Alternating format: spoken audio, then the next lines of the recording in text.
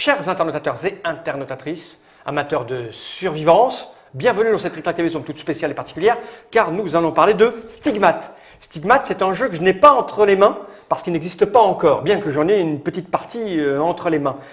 Mais pas vraiment, parce que c'est un prototype. Et c'est pas vraiment un prototype, parce que le jeu, il n'existe pas vraiment, mais quand même un peu. D'autant plus que c'est du jeu de rôle. Et ça sera une campagne crowdfundée. Mais tout ça, vous le savez déjà, parce que vous avez peut-être déjà regardé la petite vidéo que nous avons enregistrée juste avant avec Monsieur Cédric. Comment ça va bien, Cédric? Ça va bien.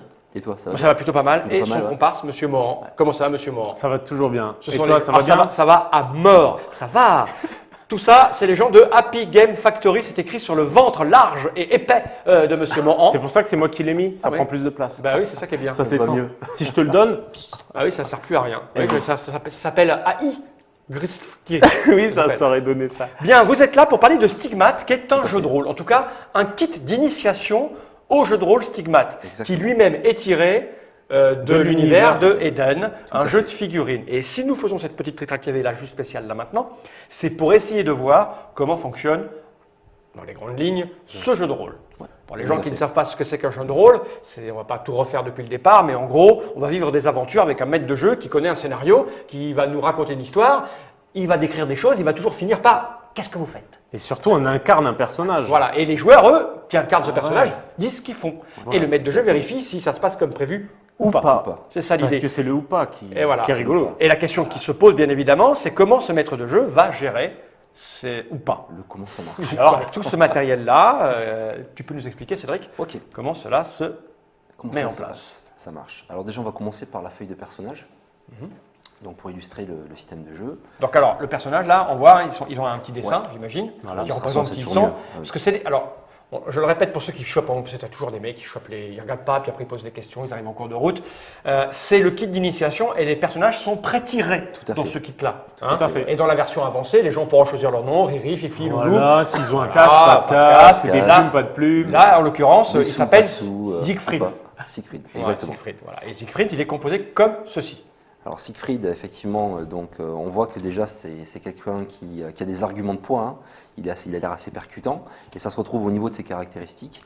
Donc on voit en fait qu'on a gardé le système de caractéristiques d'Eden, donc avec l'esprit, le corps, l'endurance et puis la rapidité.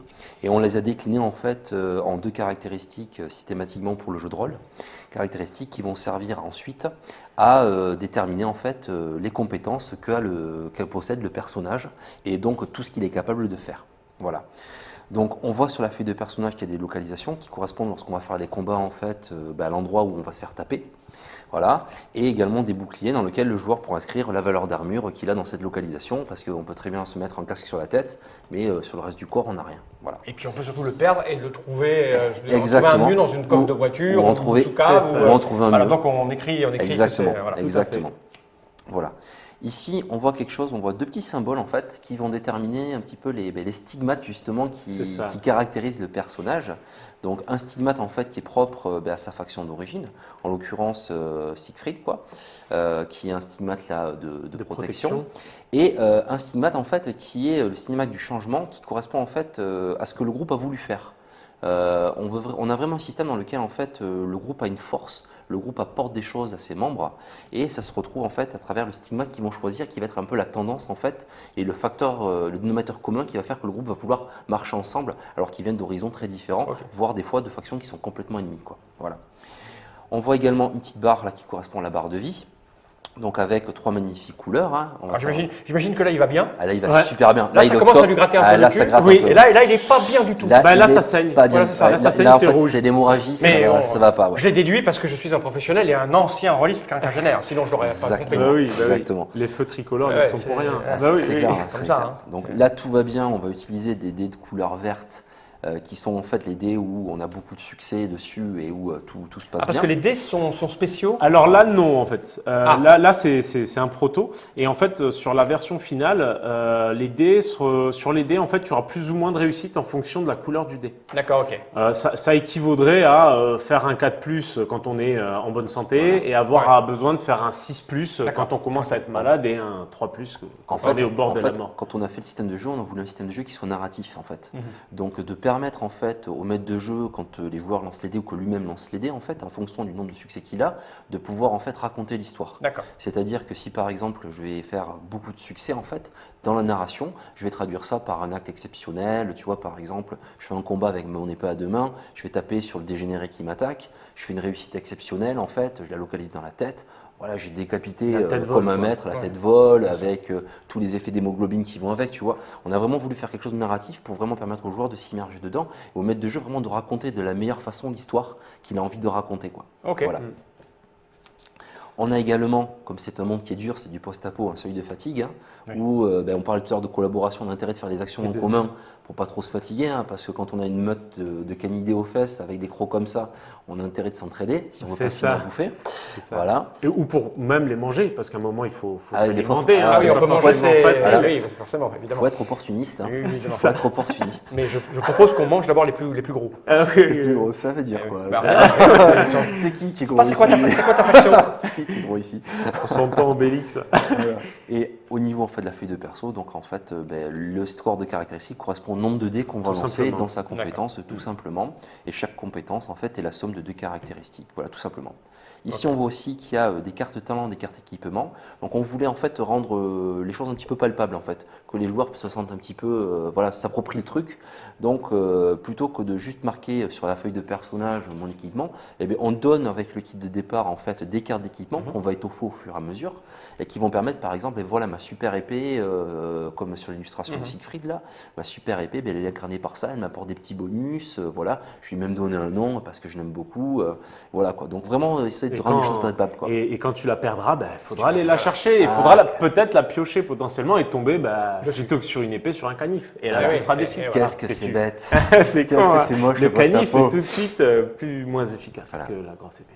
Et on a également des petites cartes en fait qui sont liées en fait au type de personnage, pour pas parler de classe. Donc là, le mec, c'est un killer. Le mec, c'est un killer. Quoi. Le mec, tous les noms sont provisoires encore, ils sont pas encore forcément définitifs. C'est vraiment pour donner l'esprit en fait du toi, perso. toi, t'es un mécano, quoi. Voilà, ça marche moins bien. Ça marche moins le mécano. Non, Ça marche moins bien que le killer. Surtout, ce qui est important, c'est le verso de la carte. Ah, si je retourne. Voilà. C'est le verso de la carte qui est important. Alors, Voilà, le mécano, c'est là où le mécano, il a des clés de mécanicien, En fait, c'est des talents d'électro particuliers. et C'est ça. bidouille. C'est des talents particuliers en fait. Alors que le killer, lui, il est violent, et il poinçonne. Et Parfois, c'est une ombre. C'est une ombre. En gros, ça donnera des bonus. Tu me dis si je me trompe. Ça donnera des bonus en fonction finalement d'une part de ton équipement et de tes talents. Ça donnera des bonus sur certaines actions. Par exemple, le voyageur ou le toubib auront plus de facilité pour le voyageur à se repérer ou à faire de la recherche et le toubib à soigner ne serait-ce que rapidement un membre de son équipe. Voilà. Oublions pas qu'on est dans du post-apo. Donc, par exemple, ne serait-ce que savoir lire ou écrire, c'est des compétences qui sont assez rares, qui sont incarnées par les talents. Et là, dans ce que tu as montré, par exemple, il y a Electro, des gens qui connaissent après une grosse catastrophe les règles de l'électricité, qui savent bidouiller des trucs électroniques. Ça court pas non plus les rues. C'est des compétences qui sont rares et qui sont vachement précieuses pour les joueurs, voilà, et qui font qui sont assez exceptionnelles. Voilà. D'accord. On a voulu aussi dans le système, en fait, notamment dans les combats, les personnages qui se dédient plutôt au soutien, ça je crois que c'est important de le souligner, en fait puissent avoir une interaction.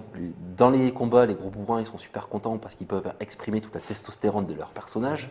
On a voulu aussi que dans le système, les personnes qui veulent aider, en fait, qui veulent apporter des boosts à leurs copains, apporter du surnombre, vraiment faire pas vraiment combattre, mais vraiment aider, quoi, ils aient aussi l'opportunité de s'exprimer, de s'éclater pendant les combats. Et ça va se retrouver aussi avec toutes les cartes actions qu'on a là-bas, où en fait il y a plein de choses qui sont prévues pour ces joueurs-là, et au travers aussi des talents, où par exemple le toubib va pouvoir apporter des boosts, soigner, etc.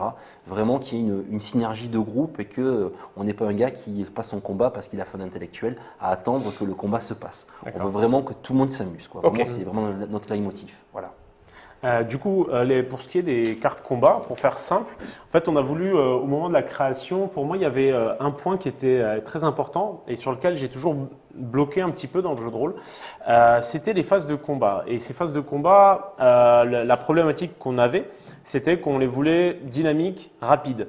Et souvent, en fait, en jeu de rôle, bon, ça dépend si les gens ont plus ou moins l'habitude, mais il y a toujours une phase qui est hyper importante, c'est le choix des actions qu'on fait en combat. Parce qu'on est toujours très indécis, on ne sait pas ce qu'on fait, on va être influencé par ce que décide le voisin. Donc là, ce qui est intéressant, c'est qu'en fait, on a créé des cartes en fait, qui permettent de définir les actions et qui vont permettre à chaque joueur de, sans se concerter forcément, justement, mettre les actions qu'ils font face cachée et les résoudre, en fait, une à une, en fonction de leur ordre d'initiative. Ce qui va être intéressant, c'est qu'on va pouvoir bluffer le MJ ou parfois soutenir ou pas ses collaborateurs. Parce qu'il ne faut pas oublier, alors le jeu de rôle est collaboratif, on joue tous ensemble. Hein. J'aime bien ce mais petit moi j'ai sourire des que t'as, amis. ouais. Moi j'aime beaucoup collaborer avec toi. Passe d'abord. Oui, c'est ça. Ah, L'idée là, j'ai pas mal d'amis avec qui on a beaucoup joué, entre autres avec Cthulhu. Hein. T'as pas mal d'ex-amis avec qui tu joues Toi, avec toi. t'as trop joué à Vampire. Mais non, à Cthulhu. Et il y a eu des petites phases très sympathiques où j'ai pas mal d'amis qui se sont mis à fuir. Là, ce qui est pas mal dans ce système de cartes d'action, finalement, c'est que d'une part, ça va simplifier l'entrée en matière parce que des gens qui ne savent pas jouer au jeu de rôle et qui vont devoir tout de suite s'immerger en annonçant ce qu'ils font, c'est pas évident. Ouais. Alors que là, par exemple, si on annonce que on va faire, je prends 2 exemples par exemple. Allez hop. Donc on peut avoir un mode défensif où on va pouvoir se défendre et une défense totale où on va ne faire que se défendre. Donc en fonction vraiment du choix, je vais prendre une troisième, allez hop, ou une attaque tout simplement. Voilà. Et en fait, en fonction vraiment du choix qu'on va faire, on va avoir un bonus au nombre de dés qu'on va jeter. Et ça, pour nous, accompagner les joueurs, même dans le domaine du jeu de rôle, c'est important. Et ça nous permettra en plus plein de possibilités par la suite. Ouais, par la suite, ça permet d'approfondir le truc. Et puis, on a prévu aussi, en faisant évoluer, de rajouter des petites cartes particulières qui vont apporter des petites choses en plus, voilà. des petites surprises. Tu parlais aux joueurs de bluffer le maître de jeu, mais ça permet aussi de maître de jeu, des fois, de bluffer un peu ses joueurs. C'est ça. Faut pas oublier la surprise. Je voudrais revenir sur les dés, parce que là, il y a masse de dés. Ouais. Alors moi, à mon époque, on jetait des D6 ou un D100, etc., etc. Il y avait Star Wars, je me souviens, où on jetait des wagons de D6 plus on était fort. Donc là, comment ça se passe? C'est quoi la résolution? Par exemple, je te disais, il y a un nombre de réussites, donc je vais jeter un nombre de dés en fonction de mon niveau de compétence, c'est ça? Si j'ai 5, je vais jeter 5 dés. C'est ça. J'imagine que si je suis très fort, j'ai 10, je jette 10 dés. C'est ça. Et après, là. Et en fait, sur les dés définitifs, parce que là, en fait, forcément, la campagne de crowdfunding nous permettra aussi de les développer. Il y aura tout simplement noter les réussites. Sur les dés verts, une réussite correspondra à un 6+, en gros, et un critique à un 10. Donc, en fait, chacune de ces réussites sera annotée et il suffira de connaître le nombre de réussites pour voir si on a atteint l'objectif. C'est-à-dire qu'en gros, je veux crocheter une porte. Voilà. Il y a un niveau de difficulté. Il y a quoi? Il y a une difficulté de 3. Il te faut 3 succès pour y arriver. Il faut 3 succès, donc j'ai crochetage, j'ai 5 dés de crochetage. C'est ça. Enfin, je ne sais pas ce que vous avez utilisé pour le MJ Donc, il faut 3 pour que je puisse la crocheter. Exactement. Je fais ça, j'ai fait mes 3 réussites. Tu as réussi à crocheter la porte. Tu me racontes j'en ai fait 2, j'ai raté. C'est ça. Et tu me racontes comment, etc. Tout simplement. D'accord. Tu génères pas de bruit, tu te fatigues pas parce que tu le fais du premier coup. Parce qu'il y a ça aussi qui va être important. C'est que, par exemple, casser une vitre très, très costaud, pour une personne tout seul, peut-être qu'il va se faire prendre à 2-3 fois. Ça va peut-être un petit peu le fatiguer. Par contre, si tout le monde s'y met ensemble, tout le monde réussira du premier coup, les gens ne seront pas fatigués, tout le monde sera content. Donc, il faut voir un petit peu où sera l'intérêt de chacun et comment mener à bien sa mission. Donc là, c'est tout simplement comme ça que se résoudront les actions. Et en plus de ça, je crois qu'on va pouvoir parler du système de stigmate, vu que tu parlais de collaboration entre les joueurs. C'est ça, on peut. Ouais. On a en fait aussi, vu que les joueurs sont liés par rapport à leur stigmate, en fait, donc ils cumulent un certain nombre de points de stigmate. Le scénario apporte, suivant son thème, un certain nombre de points de stigmate. Et ces points de stigmate, en fait, vont leur permettre de faire des choses exceptionnelles. Vraiment de faire des choses qui sortent de l'ordinaire. Mais en contrepartie, chaque point de stigmate qu'ils vont dépenser va donner des points de stigmate au MJ pour leur glisser un petit peu des pots de banane ou leur créer des petites surprises aussi dans leur scénario. Voilà. Donc on a tout ce système-là qui est en place qui ferait vraiment que les joueurs on les incite à jouer ensemble, voilà, même s'ils sont libres de faire ce qu'ils veulent ensuite. Oui, bien sûr. C'est ça qui est intéressant dans le jeu de rôle. On est libre de faire tout ce qu'on veut. Exactement. Enfin, ouais. Et oui. Moi, j'ai déjà eu des amis qui ont fait vraiment ça le truc. Tu fais ce que tu veux jusqu'à ce que tu énerves le maître de jeu. Pas vraiment, parce que théoriquement, le maître de jeu est quand même là pour te faire jouer, donc il ne te tue pas tout de suite. Non, pas forcément. Il te fait d'abord souffrir. Voilà, exactement. C'est là où je voulais en venir. Et souvent, tuer, ça sert à rien. Oui, c'est ça. On est bien d'accord. Et puis du coup, ridiculiser, ça marche. Ça, c'est beaucoup ça. Ok. Vous avez autre chose à rajouter? Alors ça, c'est les méchants, j'imagine. Ça, c'est et ils marchent pareil en fait. c'est les personnages. Le fonctionnement pour le moment est globalement le même, similaire, pour le moment. sauf qu'en fait, il va être beaucoup plus épuré sur la version définitive. En fait. Voilà. On D'accord. s'est basé sur le design de base de nos profils parce que c'était plus simple pour nous. Ok. Voilà. En fait, Et- on veut permettre à ceux qui possèdent des cartes du jeu de figurines en fait, de se transposer facilement les figurines en fait, dans le jeu de rôle. Oui, Et avec donc, tout simplement avec- les cartes de profil. Ok. Exactement, et donc de pouvoir les jouer telles quelles. Voilà. Voilà, on a vu un petit peu la mécanique mécanique, globale. voilà. Et au niveau des intrigues, des scénarios, des campagnes, c'est quel ordre? Parce qu'on sait bien que quand tu joues à James Bond, tu joues pas à Cthulhu, tu joues pas à Warhammer. C'est plutôt. Alors, Parce que le jeu de figurines, c'est un jeu de combat, donc on passe son temps à se taper sur la gueule. Ouais, c'est Il y a du- de l'enquête, il y a de la politique. C'est ça. En fait, c'est du survival avec une dose d'intrigue et pas mal d'énigmes entre guillemets de l'univers d'Eden qui sont petit à petit aussi dévoilées. Donc il y a pas mal d'éléments et ça va vraiment dépendre aussi des joueurs de comment ils veulent aborder la campagne. Mais ça, Cédric. Tout à fait. Alors en fait, ce qu'on a vraiment voulu, c'est dès le scénario d'introduction, en fait, c'est permettre en fait aux joueurs de découvrir des éléments importants du monde d'Eden, qui est truffé de secrets, parce qu'on a beaucoup travaillé sur le background depuis 5 ans qu'on est dessus. Et en fait, on veut vraiment leur permettre de découvrir des choses, comment les choses se sont arrivées, l'apocalypse, les apparitions de certaines factions, comment tout ça s'est arrivé, tout en mettant une bonne dose de survivalisme quand même, parce qu'on est quand même dans un post-apo, ne serait-ce que manger son repas de midi, ça relève pas de la visite au supermarché, et donc il faut donner ce petit côté-là, vraiment où il faut mériter les choses qu'on a, quoi. Voilà. Et en même temps, on a prévu tout un tas de systèmes où les gens vont pouvoir improviser. C'est-à-dire qu'on pourra transformer n'importe quoi en arme avec tout ce qui est prévu en termes de règles là-dedans, C'est ça. ou vraiment où les joueurs ils auront leur imagination, par exemple une porte de voiture, allez hop, je prends des chaînes, j'accroche ça, je peux m'en faire un bouclier en récupérant ça au bord d'une freeway, quoi. Ah, j'étais parti sur une planche de surf, moi, avec sa portière. Tout de Mais suite. tu vois, non, mais Une ça, planche mais de ça, surf, c'est mon ouais. côté oisif, ça. Ça, c'est le côté oisif, voilà. proche de la mer, Voilà, voilà. C'est ça. Voilà. Et puis vu ta taille en Bah ouais, plus, c'est ça. facile à trimballer. Voilà.